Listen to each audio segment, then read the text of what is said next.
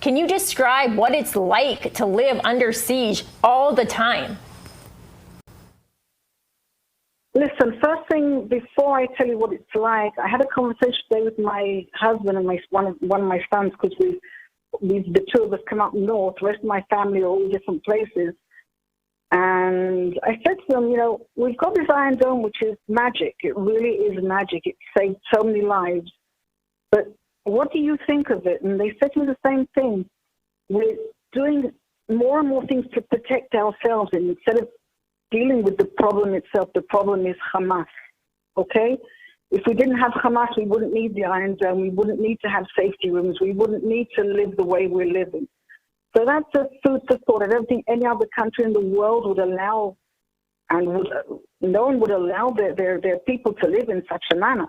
But everything that Israel tries to do, the world says, no, Israel, you can't do this. It's not right. It's not humane, and it's not this, and it's not that. So that's food for thought for all the people that find it very easy to say, well, you've got to give in to the Arabs, these terrorists, because, you've got to have equality. If you've killed 20, then it's too much because by you, there are only 2 dead. It's wrong. That's number one. Now I'll talk about the actual Iron Dome itself.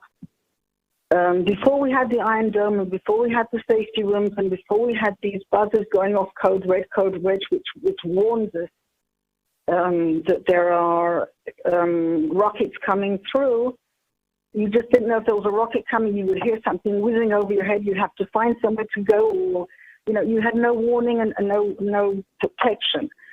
Israel has had no other option but to find ways to protect ourselves, because the world did not allow us to do what we wanted to do. But now hopefully we're going to do it and get rid of this cancer called Hamas.